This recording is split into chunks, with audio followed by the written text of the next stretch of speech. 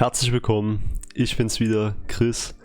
Und neulich dachte ich mir so, es wäre doch eigentlich geil, wenn man im Instagram-Profil so einen Standort-Link hätte, der halt dann direkt zu Google Maps führt.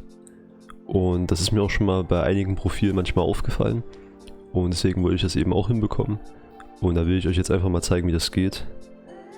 Weil ich habe das nämlich rausgefunden. Im englischsprachigen Bereich. Ja, und zwar geht ihr hier erstmal auf eurem Profil ganz oben rechts auf die 3 Striche, dann auf Einstellungen, dann geht ihr auf Konto und dann hier unten auf den Link in Unternehmenskonto umwandeln. Klickt ihr drauf, zu einem Unternehmenskonto wechseln, ja, wollen wir.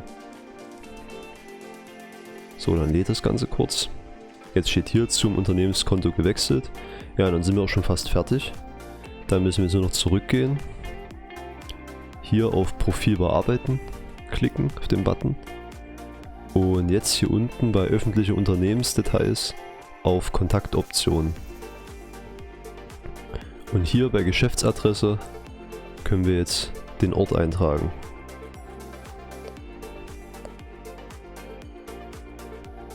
So, auf den Haken, nochmal auf den Haken und nochmal auf den Haken. So, jetzt wird das bei mir noch nicht angezeigt, jetzt müssen wir noch was machen. Genau, hier Kontaktoption Anschrift, genau. Und hier bei Profilanzeige Kontaktinformationen anzeigen, den Schalter umlegen und dann auf den Haken. So, und jetzt ist die Magie schon geschehen und ihr seht, wir haben hier unter unserem Website-Link einen Standort-Link und wenn man da eben drauf tippt, da kann jeder drauf tippen, kann man das über Google Maps öffnen und zack, schon kommt man zu dem Standort, der da hinterlegt ist. Genau, und ich finde, das ist echt eine coole Sache.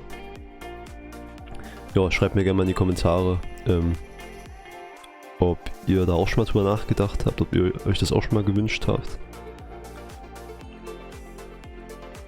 Ja, und ansonsten könnt ihr euch noch unten in meiner Beschreibung meine 7 Instagram-Glitches holen. Die gibt es noch bis Ende Oktober. Ja, und dann würde ich sagen, bin ich raus. Bis zum nächsten Video. Ciao, euer Chris.